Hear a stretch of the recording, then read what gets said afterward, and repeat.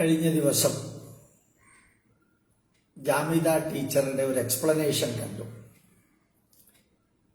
ശരിക്ക് കത്തി ജ്വലിച്ചുകൊണ്ട് യുക്തിവാദിയാണ് താൻ എന്ന് ഉറക്കെ പറഞ്ഞ് ഒരു ബ്രഹ്മാനന്ദ സ്വാമി എന്ന് പറഞ്ഞ് ക്ലീനായിട്ട് തലപ്പാവൊക്കെ കെട്ടി കാവിയൊക്കെ വെച്ച് ഫിനോയിൽ രമേശൻ എന്നറിയപ്പെടുന്ന ആള് പല പല പല തട്ടിപ്പുകളും വെട്ടിപ്പുകളൊക്കെ നടത്തി അവസാനം കാവ്യ വസ്ത്രം ധരിച്ച് ഒരു സന്യാസിയായി തീർന്ന ബ്രഹ്മാനന്ദ തീർത്ഥ എന്തോ ആണ് പേര്. എനിക്ക് മുഴുവൻ അറിഞ്ഞൂടാ. ചിലപ്പോൾ നമ്മളൊക്കെ എന്തെങ്കിലുമൊക്കെ പറയുമ്പോഴത്തേക്കും അതിനൊക്കെ കൗണ്ടർ ചെയ്യാറുണ്ട്.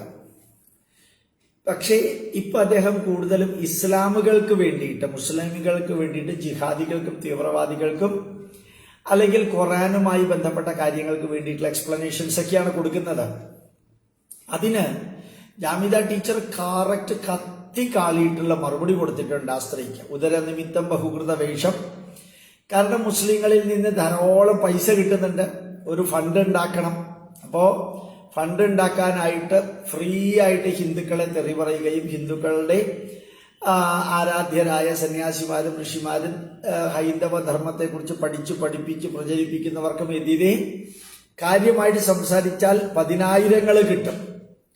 ഒരു ഇസ്ലാമിന്റെ വക്താവായി മാറുമ്പോൾ കിട്ടുന്ന പൈസ കണക്കില്ലാത്ത രീതിയിൽ കിട്ടുന്നു. അങ്ങനെ ഈ സ്വാമി വളരെ കാണാനൊക്കെ ഭയങ്കരമാണ്, ഭസ്മൊക്കെ തൊട്ട് എന്തൊരു ബ്യൂട്ടിഫുൾ ആണെന്നറിയാമോ.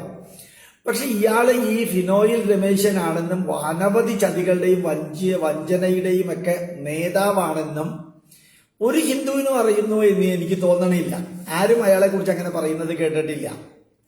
അപ്പൊ ഈ ജാമിദ ടീച്ചർ അത് കണ്ടുപിടിച്ച് അത് പറഞ്ഞ് ഹിന്ദുക്കളെ അവഹേളിക്കാനോ കാവ്യവസ്ത്രത്തെ അവഹേളിക്കാനോ ഈ സന്യാസിയെ ശരിക്ക് ധാർമ്മികമായ രീതിയിൽ അവഹേളിക്കാനോ അല്ല, മറിച്ച് അയാൾ ചെയ്യുന്ന തട്ടിപ്പും വെട്ടിപ്പും എല്ലാം പച്ചയ്ക്ക് പറഞ്ഞ് ഇസ്ലാമിന്റെ കച്ചവടക്കാരായി മാറിയിരിക്കുന്നു എന്നുള്ളതിനെ കുറിച്ചുള്ള ഡീറ്റെയിൽഡ് എക്സ്പ്ലനേഷനാണ്. ഒരുപക്ഷെ ഹിന്ദുക്കൾക്ക് ഇത്രയും അറിയാത്തത് ഒരു അത്ഭുതവും വേദനാജനകവും ദുഃഖകരവുമാണ്. അത് ഞാൻ ആ ഹിന്ദുക്കൾക്ക് അറിഞ്ഞുകൂടാന്ന് പറയാൻ കാരണം ആരും അയാളെ കുറിച്ച് അങ്ങനെ ഒരു കമന്റ് എഴുതി കണ്ടില്ല. ഇനി ഞാൻ ജാമിദ ടീച്ചർ എന്ന യുക്തിവാദിയോട് എല്ലാ ബഹുമാനത്തോടുകൂടിയും പറയുന്നു.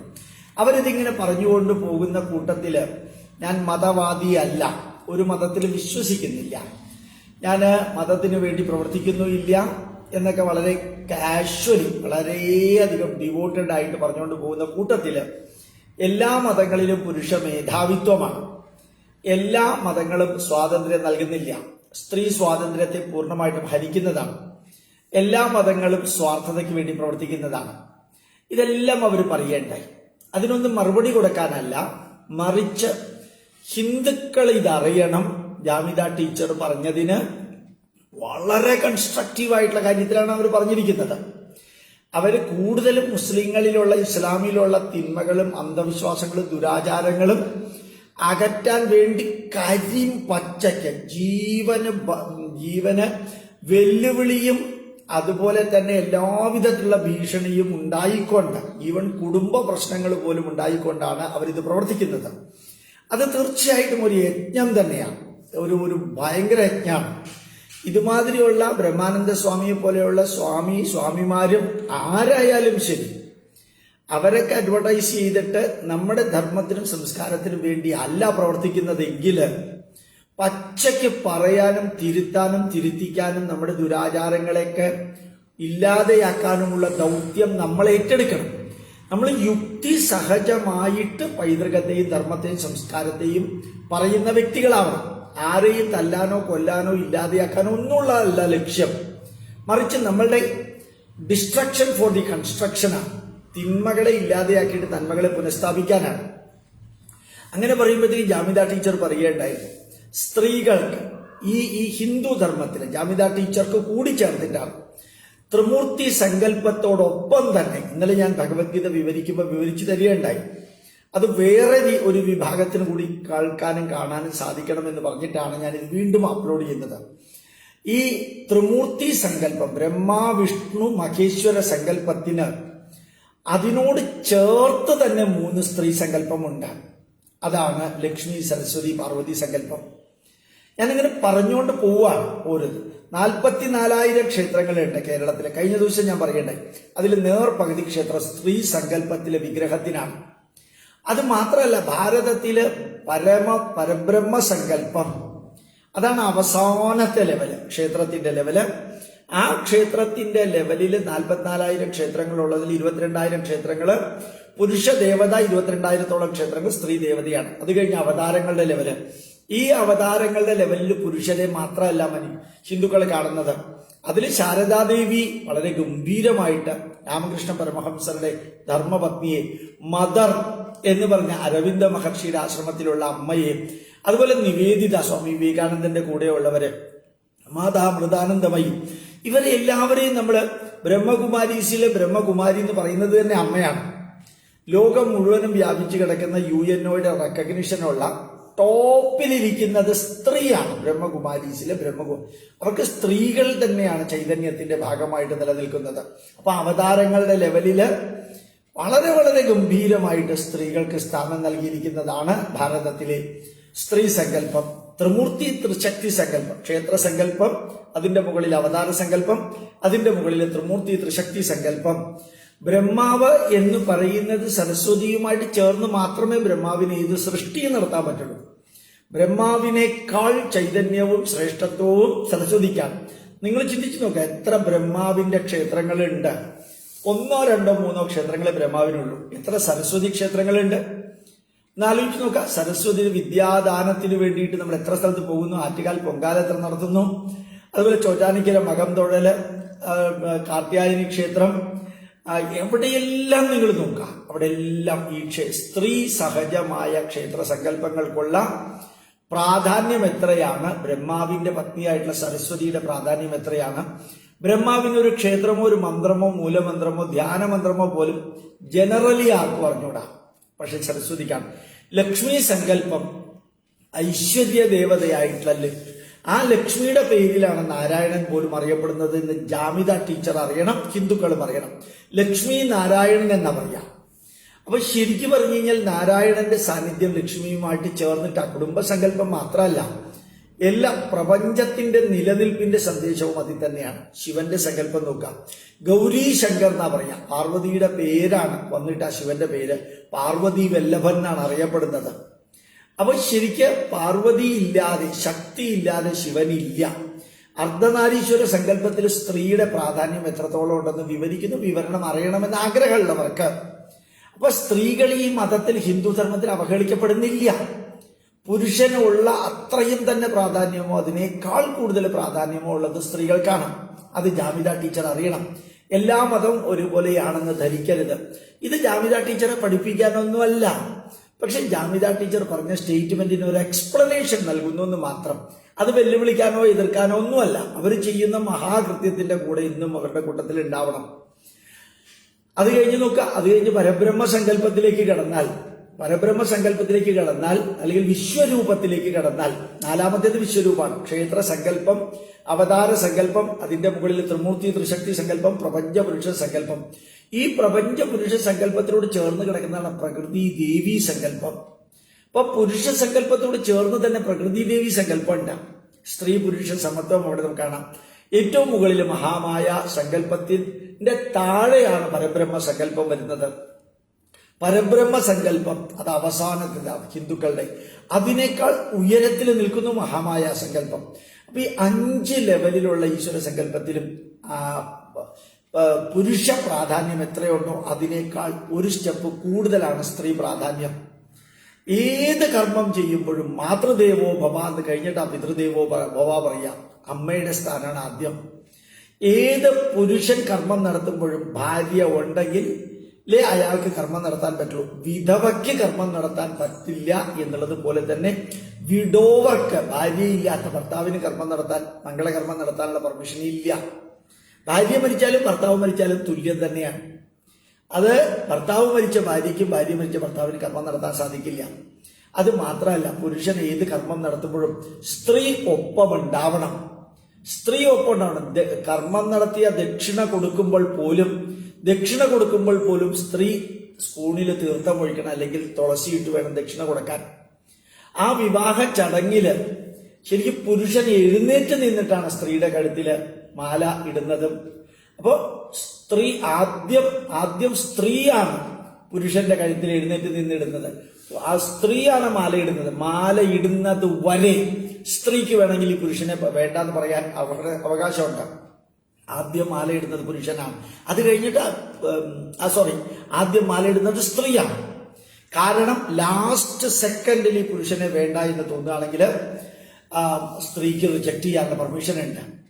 അപ്പോ ശരിക്ക് താലി കെട്ടുന്നത് ആ മാലയിട്ടതിന് ശേഷമാണ് താലി കെട്ടുന്നത്. അതും സ്ത്രീയുടെ പെർമിഷനോടുകൂടി തലമുടി അവര് പുറകിലേക്ക് മാറ്റിക്കൊടുത്താൽ മാത്രം. സ്വയംവരം എന്നുള്ള വാക്ക് ഹിന്ദുധർമ്മത്തിന്റെ ഭാഗമാണ്. ഒരു രാജാവിന്റെ പുത്രിക്ക് മുമ്പിൽ നിൽക്കുന്ന പുരുഷന്മാരിൽ വീരശൂര പരാക്രമികളായ ആരെയും തെരഞ്ഞെടുക്കാനുള്ള സ്വാതന്ത്ര്യമുണ്ട്.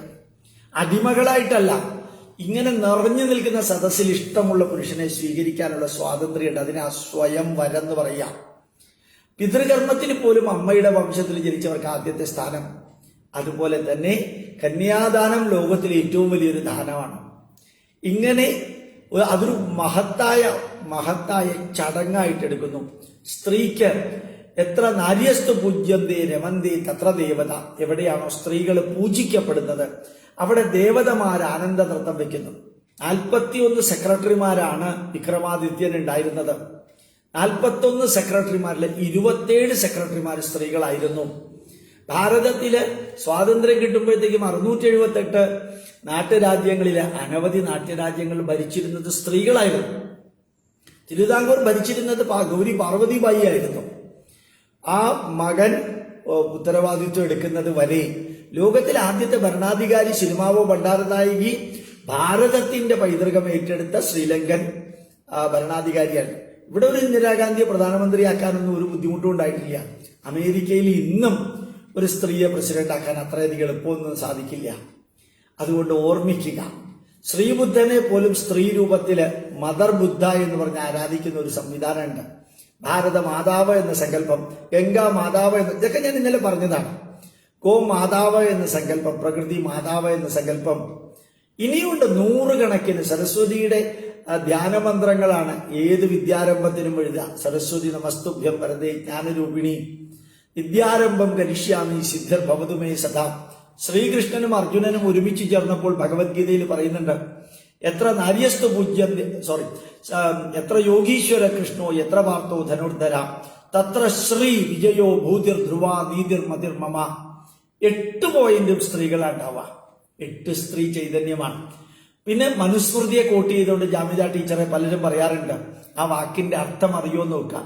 ജാമിത ടീച്ചറുടെ മകളെയും മകനെയും ജാമിത ടീച്ചറാണ് സംരക്ഷിക്കുന്നതെങ്കിൽ സംരക്ഷണം എന്ന വാക്ക്, ആ വാക്കിന്റെ അർത്ഥം ജാമിത ടീച്ചർക്ക് മനസ്സിലായി എങ്കിൽ ഞാൻ ഇനി പറയാൻ പോകുന്ന കാര്യങ്ങൾ മനസ്സിലാവും.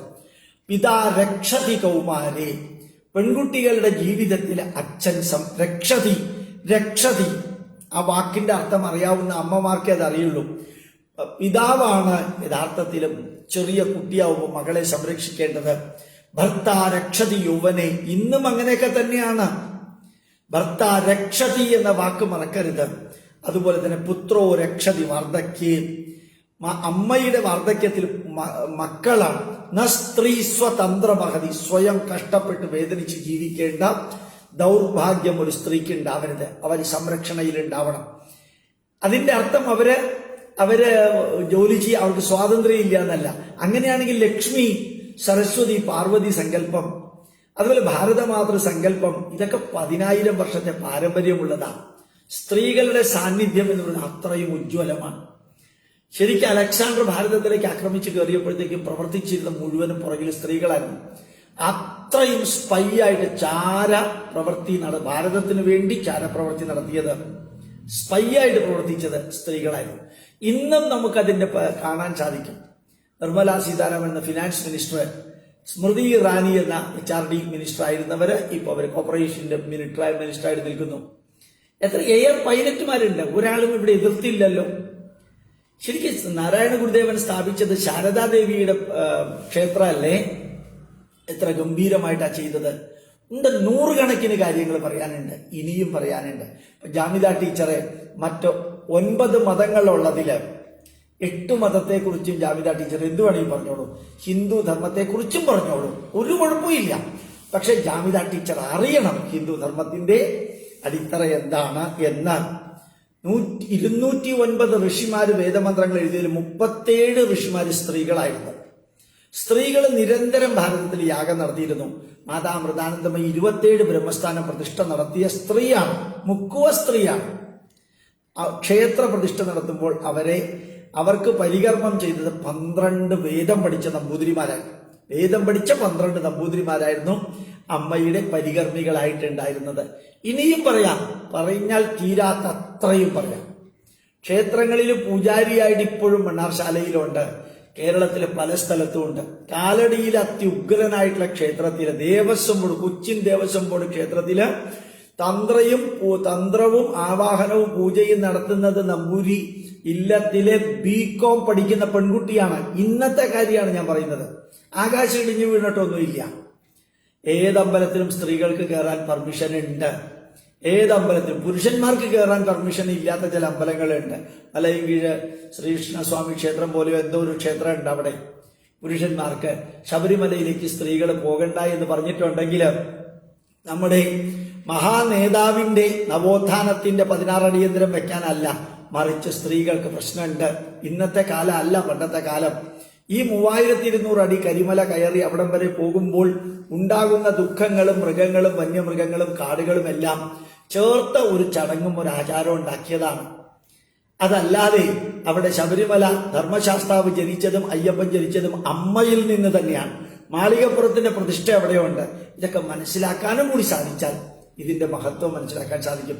മനസ്സിലാക്കാൻ സാധിക്കാത്തവർക്ക് ആറ്റുകാൽ പൊങ്കാലയിൽ പുരുഷന്മാർക്ക് അതിനകത്ത് പെർമിഷൻ ഇല്ല.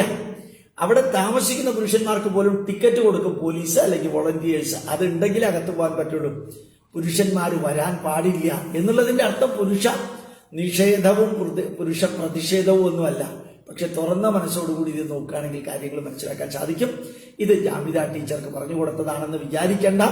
ഇത് ഹിന്ദുക്കൾക്ക് വേണ്ടി പറഞ്ഞു കൊടുത്തത് കൂടിയാണ്. ജാമിദ ടീച്ചർ ഇങ്ങനെയുള്ള ഒരു കമന്റ് പറഞ്ഞപ്പോൾ അതിന് സപ്പോർട്ടായിട്ട് പറഞ്ഞതാണ്. ഇതൊരു വെല്ലുവിളിയായിട്ടോ എതിരായിട്ടോ അവർ പറഞ്ഞതിന് മറുപടിയായിട്ടോ ഒന്നുമല്ല. അങ്ങനെ മറുപടി കൊടുക്കേണ്ട തക്കവിധത്തിലുള്ള ഒരു സ്റ്റേറ്റ്മെന്റ് ഒന്നുമല്ല അവർ പറഞ്ഞിരിക്കുന്നത്.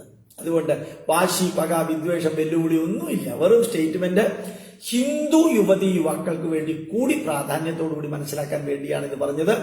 ജാമിദ ടീച്ചർ അത് പറഞ്ഞത് വളരെ നന്നായി. കാരണം എനിക്കിത് ഇങ്ങനെ വിവരിച്ചു കൊടുക്കാൻ ഒരു അവസരം കിട്ടി. പ്രണാമം, നമസ്കാരം. ജാമിദ ടീച്ചർക്ക് എന്റെ പ്രത്യേക പ്രണാമം.